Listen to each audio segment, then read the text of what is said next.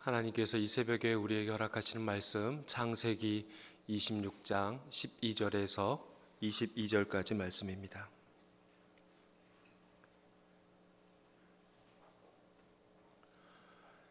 하나님의 계시의 말씀을 한 목소리로 받들어 읽겠습니다.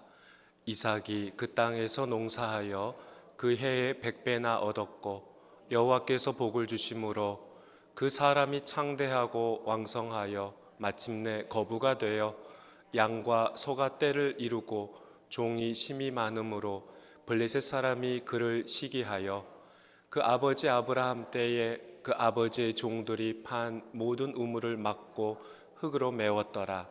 아비멜렉이 이삭에게 이르되 내가 우리보다 크게 강성한즉 우리를 떠나라. 이삭이 그곳을 떠나 그랄 골짜기에 장막을 치고 거기 거류하며 그 아버지 아브라함 때에 팠던 우물들을 다시 팠으니 이는 아브라함이 죽은 후에 블레셋 사람이 그 우물들을 메웠습니다. 이삭이 그 우물들의 이름을 그의 아버지가 부르던 이름으로 불렀더라. 이삭의 종들이 골짜기를 파서 샘 근원을 얻었더니 그랄 목자들이 이삭의 목자와 다투어 이르되 이 물은 우리의 것이라 하매 이삭이 그 다툼으로 말미암아 그 우물 이름을 에색이라 하였으며 또 다른 우물을 팠더니 그들이 또 다툼으로 그 이름을 신나라 하였으며 이삭이 거기서 옮겨 다른 우물을 팠더니 그들이 다투지 아니하였으므로 그 이름을 르호봇이라 하여 이르되 이제는 여호와께서 우리를 위하여 넓게 하셨으니 이 땅에서 우리가 번성하리로다 하였더라. 아멘. 하나님의 말씀입니다. 우리 강사 목사님 나오셔서 이삭의 축복이라는 제하에 하나님의 말씀을 전하실 때 큰 은혜가 있으시기를 바랍니다.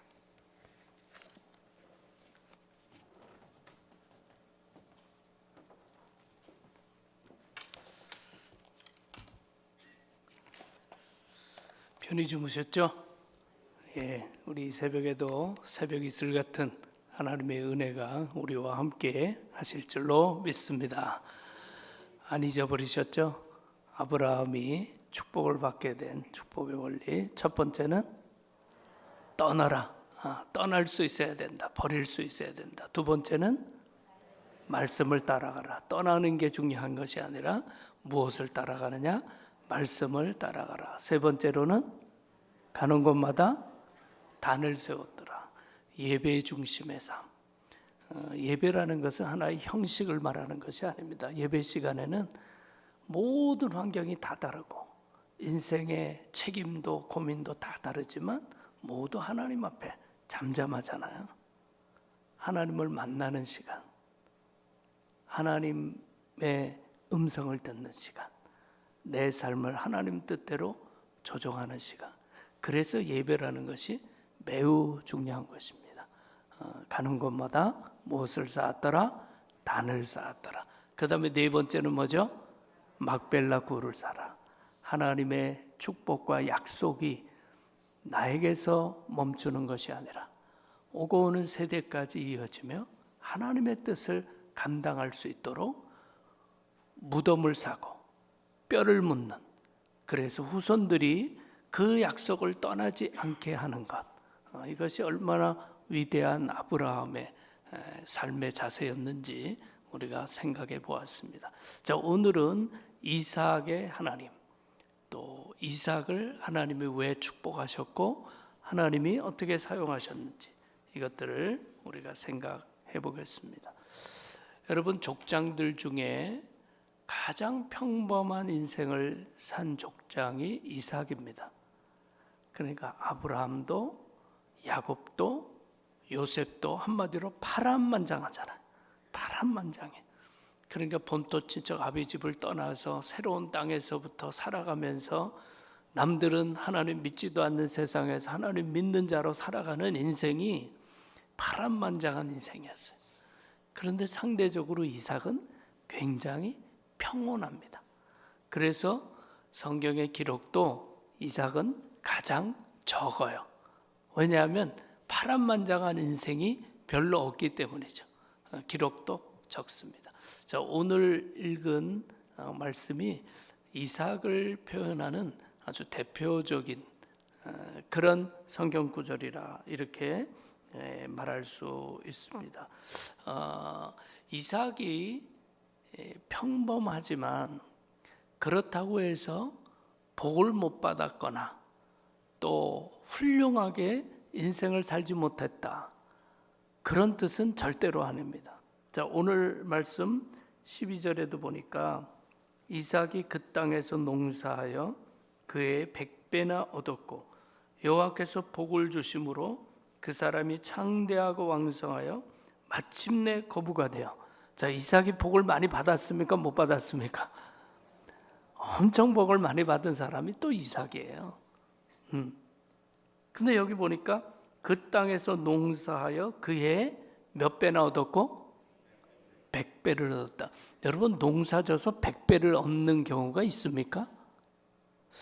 거의 없어요. 농사를 져서 100배를 얻었다. 이거는 특별한 하나님의 은혜를 말하는 거죠. 그래서 씨 뿌리는 비유에도 보면 그 씨앗이 떨어져서 몇 배로? 30배, 60배, 100배로 표현한단 말이죠. 그러니까 이거는 하나님의 특별한 은혜가 함께했다.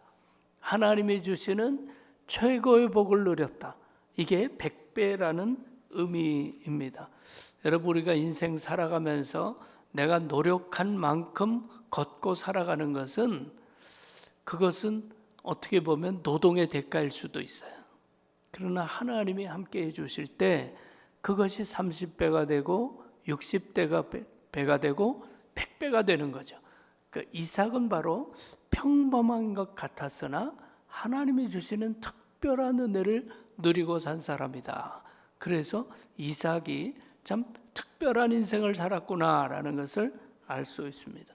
자, 이삭의 삶을 보면서 먼저 한 가지 생각할 것은 평범한 것이 축복이라는 거예요. 꼭 파란만장하고 정말 죽을 뻥에 걸렸다 살아나고, 그 얼마나 큰 은혜입니까? 그렇지만 꼭 그래야만 하나님의 은혜를 경험하는 것은 아니다. 꼭 그래야만 복은 아니다. 평범한 것이 얼마나 큰 축복인지 몰라요. 이 팬데믹을 거치면서 우리 모두가 깨달았던 것이 무엇입니까? 일상이 축복이었다는 거예요. 그 이전에는 그저 늘 살아가는 것이 지루할 때도 있고 피곤할 때도 있고 그랬는데, 그럴 수 있다는 것이 큰 복이구나 라는 것을 우리가 느낀 적이 있습니다. 김옥춘이라는 사람이 쓴 나는 행복한 사람입니다 라는 글을 소개해 드리겠습니다.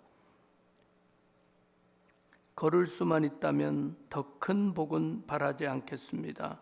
누군가는 지금 그렇게 기도를 합니다. 설 수만 있다면 더 큰 복은 바라지 않겠습니다. 누군가는 지금 그렇게 기도를 합니다. 들을 수만 있다면 더 큰 복은 바라지 않겠습니다. 누군가는 지금 그렇게 기도를 합니다. 말할 수만 있다면 더 큰 복은 바라지 않겠습니다. 누군가는 지금 그렇게 기도를 합니다. 볼 수만 있다면 더 큰 복은 바라지 않겠습니다. 누군가는 지금 그렇게 기도를 합니다. 살 수만 있다면 더 큰 복은 바라지 않겠습니다. 누군가는 지금 그렇게 기도를 합니다. 놀랍게도 누군가의 간절한 소원을 나는 다 이루고 살았습니다. 놀랍게도 누군가가 간절히 기다리는 기적이 내게는 날마다 일어나고 있습니다. 부자 되지 못해도, 빼어난 외모 아니어도, 지혜롭지 못해도 내 삶에 날마다 감사하겠습니다. 날마다 누군가의 소원을 이루고 날마다 기적이 일어나는 나의 하루를, 나의 삶을 사랑하겠습니다. 사랑합니다. 내 삶, 내 인생, 나 어떻게 해야 행복해지는지 고민하지 않겠습니다. 내가 얼마나 행복한 사람인지 날마다 깨닫겠습니다. 나의 하루는 기적입니다. 나는 행복한 사람입니다. 우리의 순간순간 살아가는 것이 기적이요, 축복인 줄로 믿으시기를 바랍니다. 여러분, 이 김옥춘 나는 행복한 사람입니다 라는 시를 쓴 이분은 건강하고 평범하게 살던 여성이었습니다. 30대 중반에 갑작스런 사고로 말미암아 목 아래로는 손가락 하나 까딱할 수 없는 전신마비 판정을 받게 됩니다. 얼마나 절망하고 얼마나 비관했겠습니까? 하지만 김옥준 씨는 주변의 사랑과 특별히 하나님의 사랑을 통해서 인생의 위기를 극복하고 손으로 글을 쓸 수 없기에 입으로 물어 글을 쓰면서 좌절하고 절망한 사람들을 위해서 살아가고 있는 사람입니다.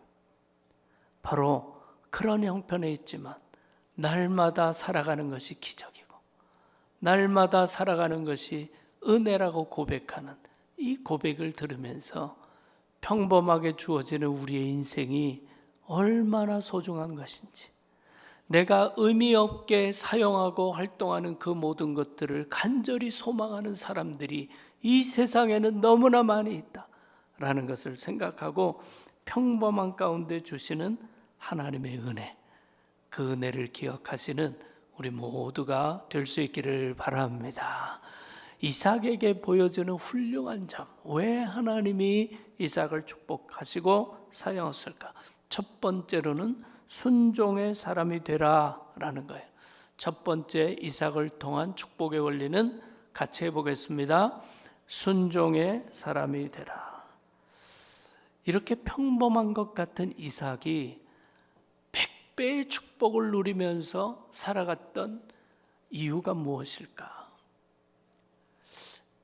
깊이 생각해 보니까 이삭은 하나님이 그렇게 축복할 이유가 분명했습니다. 분명했어요.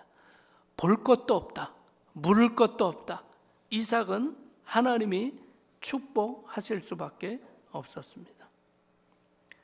우리가 이삭하면 가장 먼저 생각해야 될 것이 모리아산에 제물로 드려졌던 아들이 누굽니까? 이삭이에요. 이삭. 창세기 22장 12절에 보니까 그 아이에게 내 손을 대지 말라. 내가 내 아들 내 독자까지도 내게 아끼지 아니하였으니 내가 이제야 내가 하나님을 경외하는 줄을 아노라. 그러니까 아브라함이 100세에 얻은 아들을 하나님의 제물로 바치라 그러니까 아브라함이 그 얼마나 고민했겠어요. 그러나 모리아산의 제물로 이 아들을 바치려고 하잖아요. 그 말씀에 보니까 내가 이제야 내가 하나님을 경외하는 줄 아노라. 테스트였죠. 100세 얻은 아들이니까 얼마나 소중했겠습니까? 근데 그 아들까지도 하나님의 뜻 앞에 내려놓을 수 있는 것을 보시고 내가 이제야 내가 하나님을 경외하는 줄 아노라. 테스트에 아브라함이 합격했단 말이에요. 근데 여러분 생각해 보면 아브라함만 테스트에 합격한 것이 아니라 사실은 아들 이삭도 테스트에 합격한 것이죠. 이렇게 제물로 바쳐질 때 흔히 생각할 때 이삭은 어린애기였을 것이다. 이삭은 또는 어른이 그저 잡아서 제물로 바치면 꼼짝할 수 없는 그런 연약한 때였을 것이다. 이렇게 생각하기 쉽습니다. 근데 유대의 전통들, 유대 해석들 보면 다 청년 이상의 이삭이. 그리고 심지어는 아주 전통한 유대 해석에 보면 그때 모리아산에 바쳐질 때 이삭이 37살이었다. 이런 얘기가 나온단 말이에요. 그러면 제단에 바쳐질 때 이삭은 도망갈 수도 있었어요. 아버지를 뿌리치고 반대할 수도 있었어요. 근데 이삭은 끝까지 순종했다는 거예요. 그러면 제단에 바쳐질 때 아버지 아브라함이 더 고민을 했을까? 아들 이삭이 더 고민을 했을까? 그거는 우리가 측량할 수가 없죠. 왜냐하면 아버지도 아들도 아마 인간이 할 수 있는 최대의 고민을 다 같이 했을 거예요. 근데 어떻게 생각해 보면 이삭이 더 억울한 부분이 많잖아요. 아브라함은 하나님 앞에 항변할 기회도 있었어요. 준비할 시간도 있어요. 이삭은 그게 없었단 말이에요. 그러니까 아브라함은 이 모리아 산을 통해서 이 하나님 앞에 인정을 받는데 동시에 이삭도 하나님 앞에 인정을 받게 되죠. 그러니까 이 학자들이 얘기할 때 예수님과 가장 닮은 성경의 인물 꼽을 때 누구를 꼽느냐 하면 이삭을 꼽아요. 그러니까 아버지의 뜻을 이루기 위해서 갈보리 언덕에 목숨을 내놓는 예수 그리스도 아닙니까? 그러니까 아버지를 통한 하나님의 뜻을 이루기 위하여 이 모리아 제단에 목숨을 내놓는 것이 이삭이란 말이죠. 그래서 예수님과 닮은 인물로 이삭을 꼽게 되는 것이죠. 여러분, 하나님께서 이 이삭은 목숨까지 내놓고 순종한 아들이기에 축복하시는 거예요. 순종이 뭐보다 낫다?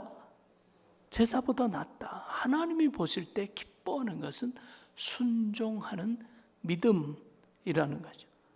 맡은 자에게 구할 것은 무엇이다? 충성이다. 이 순종이라는 것은 끝까지의 충성을 말하는 거죠. 끝까지의 순종이 충성인 것이죠. 여러분, 한번 따라합시다. 하나님의 나라는 청지기만 있고 귀족은 없다. 여러분, 하나님 나라에 무슨 귀족이 있습니까? 다 청지기일 뿐이에요. 하나님의 은혜로 살아가는 우리의 인생은 하나님의 말씀대로 순종할 때 하나님이 축복하시고 하나님이 사용하시고 하나님의 뜻을 이루는 도구로 삼아주시는 것이죠. 우리 믿음의 여정에는 귀족은 없습니다. 청지기만 있고 청지기에게 구하는 것은 순종입니다. 충성인 것이죠. 여러분, 우리 개인도 그렇지만 기독교 역사에 있어서 가장 충성스러웠던 참 너무나 모범적인 그런 그룹이 있었는데 바로 모라비안 교단들이에요. 모라비안 교단들. 이 모라비안 교단은 그 뿌리가 종교개혁자 마틴 루터가 본받고 따라갔던 얀 후스라는 순교자입니다. 그러니까 루터가 종교개혁을 일으키기보다 100년 전 사람이에요. 얀 후스라는 사람은 체코 사람인데 캐톨릭 사제였지만 얀 후스는 이렇게 캐톨릭처럼 알아듣지도 못하는 라틴말로 미사를 드리고 그걸 반대했어요. 하나님의 말씀이 누구에게나 전해져야 죄악을 이기고 하나님의 뜻을 이룬다. 그래서 교황청이 반대하는데도 그는 체코말로 설교를 해요. 그러니까 그 옛날에 개신교처럼 설교를 하고 성경을 가르치기 시작합니다. 그러니까 교황청이 그렇게 하지 말라. 근데 끝까지 거부해서 결국에는 사람들이 알아듣는 말로 설교하고 성경을 가르쳐야 된다라는 것을 포기하지 않았기 때문에 화형당합니다. 루터가 이 얀 후스의 정신을 받아서 100년 뒤에 종교개혁을 일으키게 돼요. 바로 이 얀 후스의 정신을 따르는, 그래서 사람들이 형제연합교회라는 것을 구성하죠. 그만큼 헌신적이고 말씀 중심의 삶을 살아가는 이들, 그것이 모라비안 교단들이 뿌리입니다. 유럽에서 원래 캐톨릭하고 개신교가 이제 생기면서 그 사회에서 30년 전쟁이 발발하게 되죠. 그것을 통해서 개신교도들이 많이 희생됩니다. 그때 모라비안 교도들이 굉장히 약해질 수밖에 없었어요. 그러다가 1700년대에 아주 경건한 이 귀족 진제른돌프라는 사람이 바로 자기의 영지에 이 모라비안 교도들을 받아들입니다. 그 영지가 아마 유럽 가보신 분들은 지금도 그곳을 가보실 수 있는데 헤른후트라는 것이에요. 헤른후트. 이 모라비안 교도들이 지금도 살고 있는 그런 것입니다. 거기에서 모라비안 교도들이 뜨겁게 예배하고 신앙생활을 하면서 놀라운 일들을 이루었습니다. 자, 이 모라비안 교도들이 함께 모여서 신앙생활을 하는데 그들은 연쇄 기도를 했어요. 릴레이 기도를 늘 했어요. 한 사람이 1시간씩 기도해서 24시간. 그래서 끊이지 않고 릴레이 기도를 했는데 모라비안 교도들이 릴레이 기도를 얼마나 오래 했을까? 얼마 정도 했을 것 같으세요? 틀려도 누가 뭐라고 안 해. 생각해 보세요. 얼마나 오래 했을까요? 100년 했어요. 100년 동안 그분들은 한순간도 끊이지 않고 릴레이 기도를 100년 동안 했어요. 기도만 100년 동안 한 것이 아니에요. 하나님과 그렇게 뜨겁게 교제하면서 살아간 그들, 어떻게 보면 박해도 있고 수많은 어려움에 직면했지만 그들은 기독교 역사에 있어서 가장 위대한 일을 했습니다. 가장 먼저 선교하기 시작했어요. 여러분, 근대 선교의 아버지라고 말할 때 영국의 윌리엄 캐리를 말합니다. 근대 선교의 아버지다. 인도에서 선교했던 아주 훌륭한 선교사인데 그분이 훌륭해서만 그렇게 말하는 것이 아니라 근대 선교의 아버지다. 사실은요, 상당 기간까지 윌리엄 캐리가 나서기 전까지 그 기독교회는요, 선교를 하지 않았어요. 선교를 하지 않았던 이유는 뭐냐 하면 하나님이 구원할 자는 하나님이 구원하신다. 하나님이 택하신 자는 하나님이 구원하신다. 이런 믿음 가지고 그러면 인간이 나설 필요가 없다. 오히려 인간이 나서는 것이 불신앙일 수 있다라는 생각을 가지고 있었던 거예요. 그러니까 지상명령을 주님이 주셨는데도 선교하지 않았단 말이죠. 그런데 모라비안 교도들은 이 윌리엄 캐리가 선교하기 60년 전부터 세계 오지에 삶을 헌신해서 선교하기 시작해요. 그래서 수많은 모라비안 교도들이 선교하면서 희생당합니다. 모라비안 교도들 600여 명 중에 10%가 넘는 70명이 오지에 목숨을 내걸고 선교를 합니다. 이 모라비안 교도들은 그 당시에 이 섬, 정말 문명도 들어가지 않고 복음도 들어가지 않은 곳에 다 찾아 들어가는데 어떤 곳은 통제되고 그래서 노예가 되지 않으면 들어갈 수 없는 지역, 그런 지역은 스스로 노예가 돼서 들어가서 복음을 전해요. 그 정도로 위대한 열매를 맺었습니다. 감리교회 창시자의 요한 웨슬레가 회심한 이야기를 보면 그 풍랑이는 바다에서 두려워하지 않고 기도하고 찬양하는 무리들을 보고 회심하게 된 이야기가 나오잖아요. 그들이 바로 모라비안 교도들이에요. 얼마나 충성스럽고 얼마나 말씀 중심의 삶을 살았는지 그들을 통해서 위대한 선교의 역사가 이루어집니다. 여러분, 이런 분들이 있었기 때문에 오늘 우리가 예수를 믿게 되고 오늘 우리가 마음껏 신앙생활을 할 수 있게 된 것이에요. 바로 충성스러운 이들, 순종하는 이들을 통해서 하나님께서 놀라운 역사를 이루어 주셨다. 여러분, 우리 전민제일교회가 주님의 말씀에 순종하고 주님 보실 때 충성스러운 주의 종들이 돼서 시대를 살리고 하나님의 마음을 시원케 하는 그런 교회가 되시기를 주님의 이름으로 축원합니다. 두 번째 축복의 원리는 우물을 파고 나누라. 시작. 우물을 파고 나누라. 이삭의 기록이 많지 않은데 오늘 이야기에 있는 것처럼 이삭이 수많은 기록들이 보면 계속 가는 곳마다 이삭은 무엇을 했다? 우물을 파네요. 우물을 파네. 여러분, 중동 지방의 우물이라는 게 얼마나 중요합니까? 근데 우물을 파면 블레셋 사람들이 자꾸 빼앗는단 말이죠. 여러분, 생각해 보시면 원래 그곳에 사는 사람들이 우물을 잘 팔까요? 외지에서 들어온 사람이 우물을 잘 팔까요? 당연히 거기 사는 사람들이 잘 파는데 블레셋 사람들은 우물을 못 파. 근데 이삭은 와서 우물을 계속 파니까 계속 빼앗는 거예요. 그래서 이삭은 우물을 파고 나누는 사람이다. 여러분, 우물은 이삭과 그의 가족들에게만 중요합니까? 믿지 않는 블레셋 사람들에게도 소중합니까? 다 소중한 거예요. 근데 이삭은 우물을 파서 빼앗으려고 하면 준단 말이에요. 에색도 주고 뭐 신나도 주고 자꾸 그들을 준단 말이에요. 그랬더니 더 이상 빼앗을 이유가 없어서 그곳의 이름을 르호봇이라. 하나님께서 여기에서 우리를 넓게 하셨다. 이곳에서 우리가 번성하리로다. 여러분, 너무나 귀한 축복의 이름이 르호봇이에요. 이곳에서 번성하리로다. 하나님이 우리를 넓게 하셨다.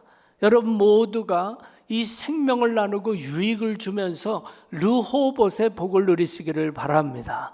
여러분, 하나님께서 이기적인 자들에게 축복하시지 않아요. 사용할 수 없기 때문이에요.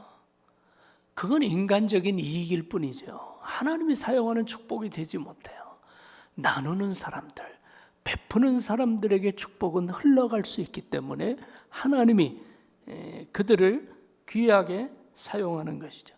여러분, 우물이라는 것은 생수를 말하는 것 아닙니까? 성경에 얼마나 중요한 상징이 생수입니까? 복 있는 사람은 어디에 심기운 나무와 같다? 시냇가에 심기운 나무와 같다. 가뭄이 와도 메마르지 않는 것은 생수가 연결되어 있기 때문이죠. 수가성 여인에게 주님께서 이런 말씀합니다. 내가 주는 물을 마시는 자는 영원히 목마르지 아니하리. 내가 주는 물은 그 속에서 영생하도록 솟아나는 샘물이 되리라. 하나님의 은혜가 우리의 삶에 샘물처럼 솟아나는 축복을 얘기해. 에스겔 47장을 보면 이 성전 회복의 환상을 보여주고 있는데, 그 환상에 보니까 이 성전 중앙에서부터 생수가 솟아나기 시작해서 성전을 가득 채웁니다. 그 생수가 성전 밖을 흘러가요. 계속해서 흘러가는데 생수가 흘러가는 곳마다 나무가 자라고 풀이 자라고 물고기가 살아나고 동물이 살고 생명들이 다 살아나는 환상. 이것이 하나님께서 회복하시는 성전의 환상이에요. 여러분, 전민제일교회를 통해서 이런 생수의 축복이 이웃으로 세상으로 번져나갈 때 수많은 생명이 구원받는다. 얼마나 놀라운 하나님의 축복입니까? 이런 우물과 같은 생수와 같은 복을 누리시기를 주님의 이름으로 축원합니다. 블레셋 사람에게도 없어서는 안 되는 것을 이삭은 나누었다는 거예요. 그걸 가지고 싸우고 그걸 가지고 그러지 않았어요. 여러분, 생각해 보십시오. 우물 뺏기면 이삭도 죽는 거예요. 이삭의 가족도 죽는 겁니다. 근데 이삭은 주잖아요. 이게 다른 거예요, 이삭이. 이게 다른 사람과 다른 거예요.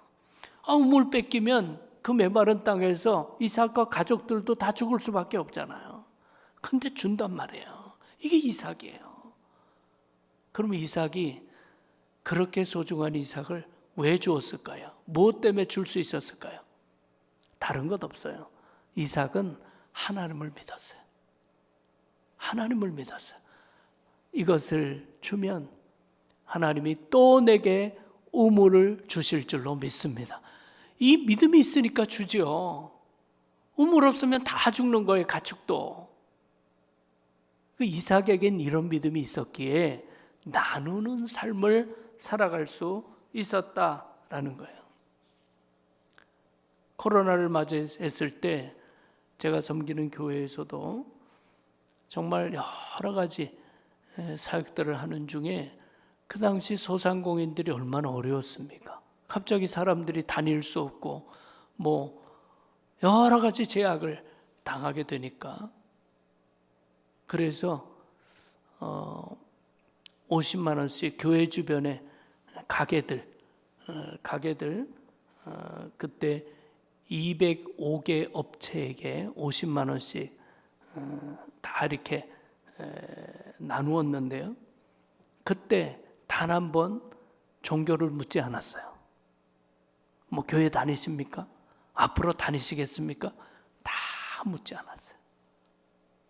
다 사회가 어려움을 겪고 있을 때 교회가 그들을 찾아가서 우리 항존 직분자들과 교우들이 200개가 넘는 가게로 찾아가서 정성스럽게 위로해드리고 기도해드리고 전달했어요.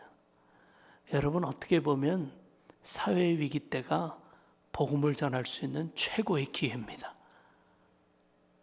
그 가게 주인이 최소한 주변에 10명, 20명에게 이야기 안 했을까요? 다 했을 겁니다. 교회와 아무 관계 없는데 사회가 어렵다고 교인들이 찾아와서 기도해주고 격려해줬다. 여러분, 나눔이 있어야 복음이 전해져요. 예수 믿지 않고 살아가는 주변 사람들은 우리처럼 말씀의 기준으로 살지 않습니다. 소위 우리가 알고 있는 신앙의 기준으로 살지 않아요. 그들은 상식적인 수준에서 사는 사람들. 그들에게 감동이 오고 그들에게 정말 마음이 뜨거워지려면 선을 베풀어야 돼요. 그것이 그들의 삶의 기준이에요. 나보다 훌륭하다. 그것이 무엇입니까? 선행이란 말이에요. 생각해주고 배려해주고 베풀고, 그것이 그들의 마음을 열게 되는 중요한 이유죠. 이삭이 그렇게 내게도 소중한 우물을 주는 것, 그것이 하나님께서 끊임없이 우물을 맡기고 축복을 하고 이삭을 통해서 역사하는 이유가 되는 거예요. 나누고 베푸는 것이 내가 복받는 길이에요. 나를 통해서 다른 사람이 복을 누리는 아브라함부터 주어지는 축복의 원리란 말이죠. 지금부터 한 10년 전에 제가 연초부터 이 전통시장을 내게 주셔서, 저희 교회가 있던 곳에 마천시장이 있습니다. 근데 우리 한국 사회에서는 이 전통시장이라는 것이 어떻게 보면 서민을 대표하는 곳이에요. 그래서 전통시장은 잘 후원해 줘야 된다, 이런 정서가 굉장히 많이 있단 말이죠. 이게 제 마음속에 결국 이 갈렙이 이산지를 달래는 것처럼 이 가장 중요한 지역의 전통시장을 하나님 맡겨주시면 좋겠다, 이런 마음이 들어서 연초부터 이 마천시장을 내게 주시옵소서 이렇게 기도를 하기 시작했어요. 그리고 목표는 성탄절에 저 마천시장에 가서 크리스마스 장식을 해드리고 캐롤을 부르고 마천시장에 가서 복음을 전하고 그리스도의 사랑을 나누리라, 이 목표를 정하고 연초부터 이 전통시장을 주시옵소서 이렇게 기도했단 말이에요. 11월쯤 되니까 초조해지기 시작하는 거예요. 근데 왜냐하면 분명히 1년 동안 기도했잖아요. 근데 이 시장에 들어가는 건 굉장히 어렵습니다. 왜냐하면 우리가 가서 캐롤을 부르겠습니다, 우리가 가서 여기 뭘 도와드리겠습니다 했을 때 시장은 어려운 게 뭐냐면 수백 명의 상인들이 각자 자기 이익을 추구하는 곳이에요. 그러면 그 많은 상인들이 교회가 오는 걸 모두가 좋아한다는 건 상상할 수 없는 일이에요. 당연히 반대하게 되면 그것은 군대가 아니잖아요. 시장이라는 것은 개인의 이익을 추구하는 그런 집단이거든요. 그러니까 얘기를 꺼냈다가 안 됩니다 하면 더 이상 못 가는 거예요. 그러니까 11월 달부터 초조해지기 시작하네. 내가 1년 동안 기도를 했는데 접촉을 해야 돼, 말아야 돼. 그렇게 기도하고선도 접촉하면 안 돼라고 할 것 같은 거예요. 그러면 더 이상 하지 못하는데 이번에 연락을 하나마나. 그렇게 고민하다가 그래도 1년 동안 기도했는데 그냥 접을 수는 없는 거 아니에요. 1년 동안 기도했는데 목사가. 그래서 주변에 혹시 마천시장 상인이나 또 임원이나 좀 아는 사람이 있느냐 이렇게 좀 수소문을 했어요. 근데 권사님 한 분이 상인의 회장을 잘 안다는 거예요. 너무나 잘 됐다. 그래서 그 권사님께 부탁을 드렸어요. 권사님, 상인의 회장님께 우리의 뜻을 좀 전해 주십시오. 허락하시면 이번 크리스마스에 우리 온 교인들이 가가지고 물건 사드리겠습니다. 그리고 원하시는 곳에 크리스마스 장식을 다 해드리겠습니다. 그리고 원하시면 시장 한복판에서 캐롤도 부르겠습니다. 그렇게 해서 뜻을 전해달라고. 그래서 부탁을 드렸는데 한두 시간 있더니 권사님이 전화를 했어요. 얼마나 조마조마하겠어요. 전화를 받았는데 목사님 오시랍니다 그러는 거예요. 얼마나 감사한지. 시장에서 오라는 거예요. 그래가지고 그때부터 가가지고요, 성탄절하고 또 1년에 한두 번 교인들이 많이 가서 물건을 사드리고 그 교재가 열려져서 그때부터 마천시장을 매년 갑니다. 지금도 계속해서 그렇게 하고 있습니다. 그렇게 좋은 관계가 맺어진 다음에 상인회 회장님께 물어봤어요. 그때 왜 오라고 했습니까? 그게 쉬운 일이 아니었을 텐데 어떻게 교회가 와서 뭘 하겠다는데 오라고 했습니까? 그분이 이렇게 얘기하는 거예요. 제가 여기서 수십 년 장사했습니다. 수많은 교회들이 왔대요. 다 전도에 가려고 왔지 와서 물건 팔아주겠습니다라고 하는 교회는 이 교회가 처음이라는 거예요. 그래서 오시라고 했다는 거예요. 그리고 또 하나 우리가 몰랐던 것이 있었어요. 그 가까운 지역에 군부대가 이전을 한 거예요. 그러니까 갑자기 수입이 떨어지니까 상인들이 초조해지기 시작했던 거예요. 근데 교인들이 와서 물건 사주겠다고 하니까 불교 다니는 사람도 뭐 어디 하는 사람도 다 오라고 했다는 거예요. 여러분, 이건 하나님이 하신 역사예요. 우리는 알 수도 없었던 일이에요. 이웃에게 우리가 복음을 전하는 가장 중요한 방법은 선을 베푸는 겁니다. 그래야 대화가 열려요. 그래야 소통이 돼요. 이제는 그 마천시장 상인들이 저가 가면요 다 인사하고 좋아합니다. 얼마나 좋아하는지 몰라. 교인들이 때마다 가서 물건 사고 그들과 사랑을 나누고 하면서 그 상인회 회장하고 임원이 몇 년 그런 관계를 가지다가 교회에 등록했어요. 그리고 시장하고 관계가 열려지고 한 5년쯤 지났는데요. 그 처음에 연락했던 권사님이 제게 전화를 했어요. 목사님, 이번 부활절에 마청 이 시장 상인회에서 교회 떡을 해드리겠답니다. 깜짝 놀라가지고 아니 떡은 우리가 해서 시장한테 줘야지 부활절인데 왜 그분들이 우리에게 떡을 해주려고 합니까? 권사님 말씀이 그래요.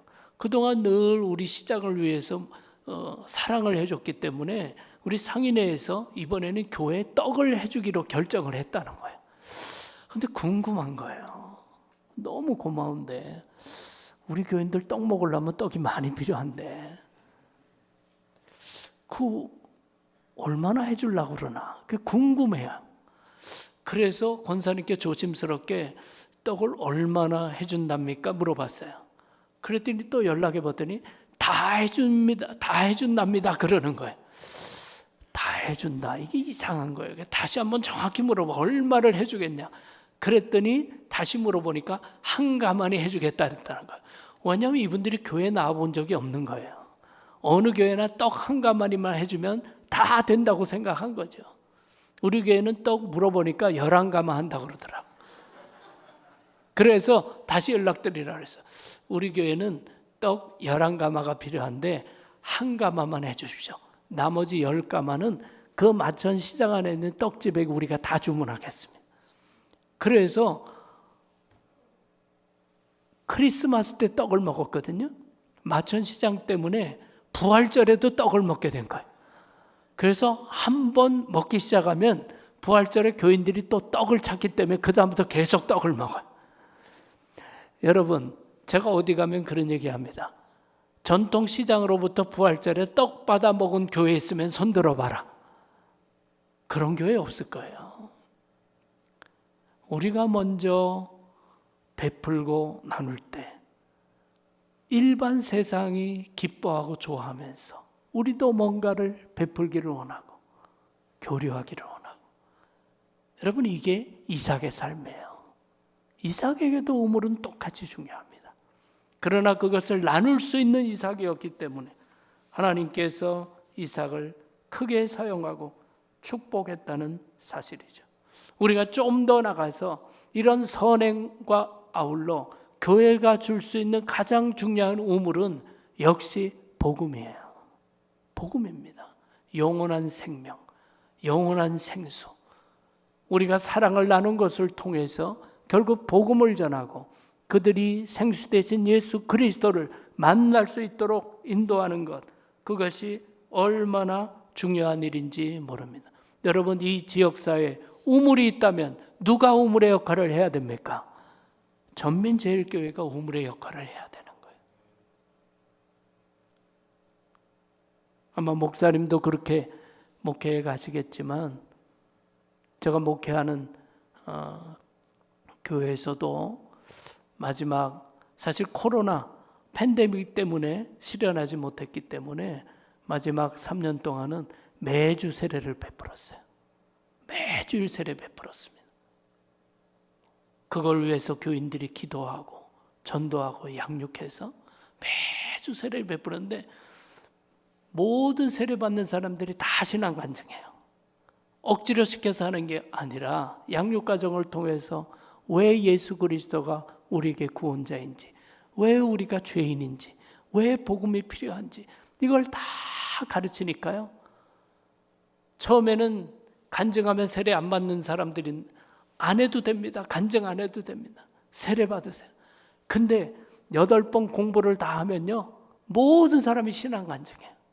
왜 예수님이 얼마나 귀한 분이고 내가 가지는 믿음이 얼마나 소중한 거라니까 다 간증을 하는데, 그 간증을 들으면서 교인들이 은혜 받고 도전 받고, 복음이 이렇게 소중한 거구나. 그러니까 교회가 은혜로워지기 시작하는 거예요.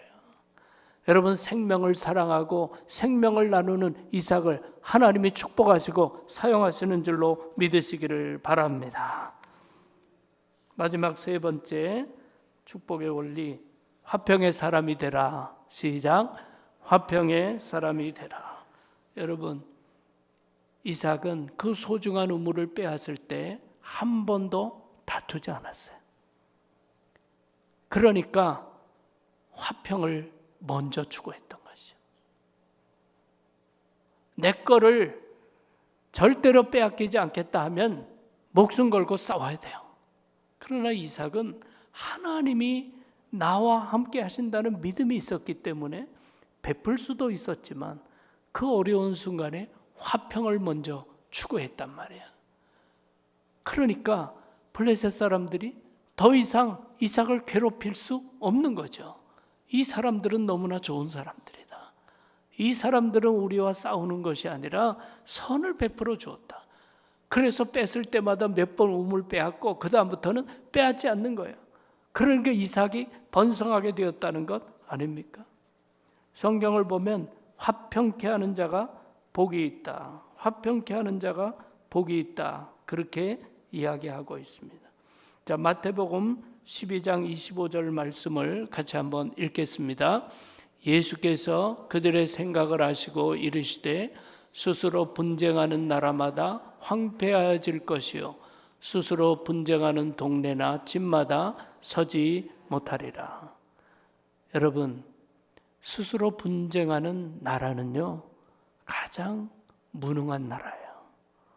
외세가 공격하면 막아내지 못합니다. 마찬가지로 스스로 분쟁하는 교회는요 영적 사명을 감당하지 못하는 교회입니다. 악한 영의 도전을 절대로 이겨낼 수 없어요. 여러분, 국가나 교회만 생각할 것이 아니라 가정 한번 생각해 보세요. 부부가 미워하고 계속 싸워. 그게 무슨 가정입니까?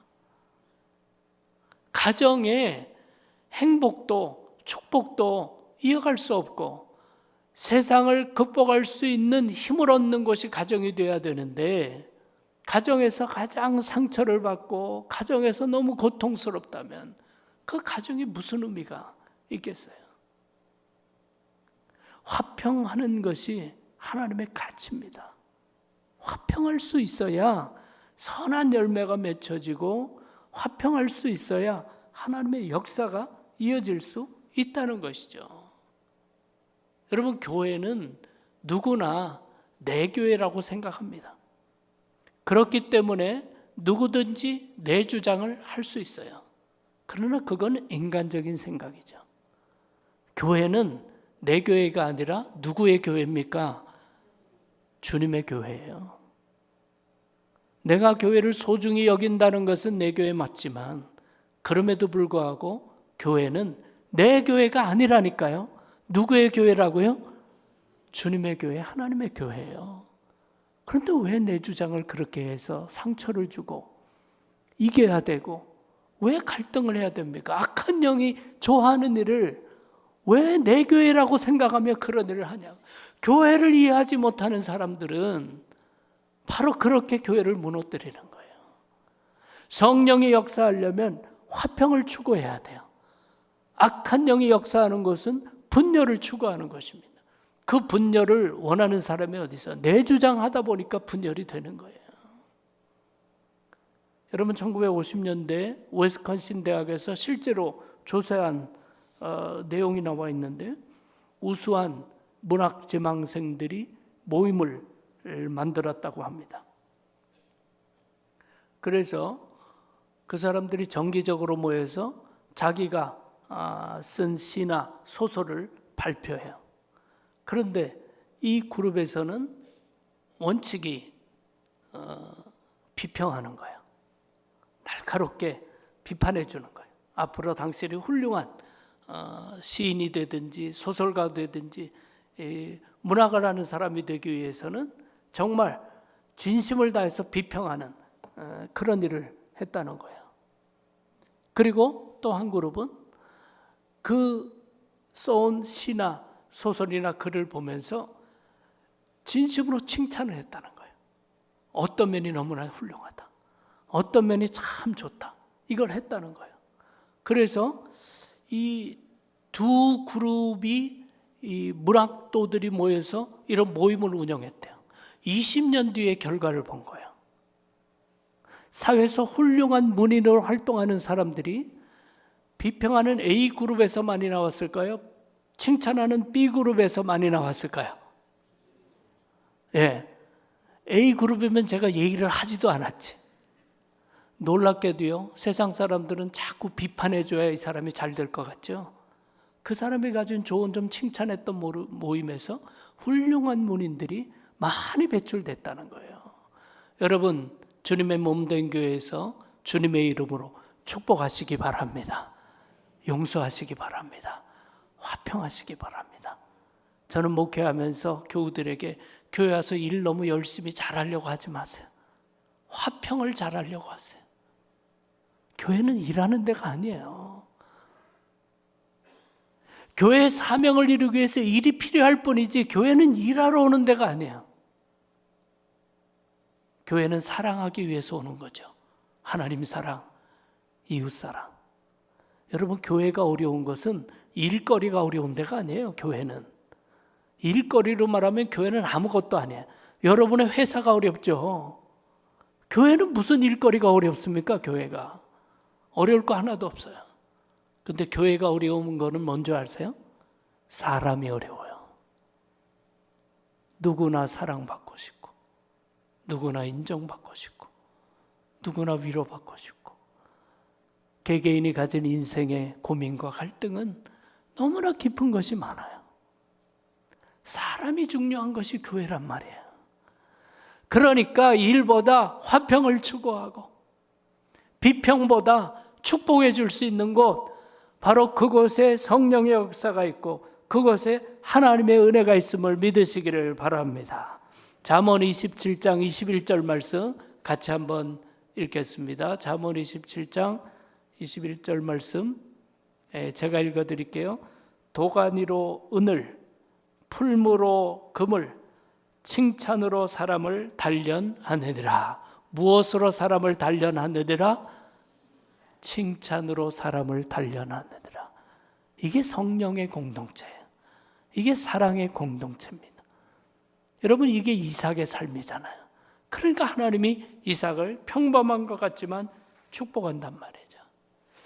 그래서 기본적으로 세상에서는 비판도 할 수 있어야 되고 세상에서는 부정적 시각이 발달될 수 있지만 신앙의 영역에서는 다른 것들을 가져야 돼요.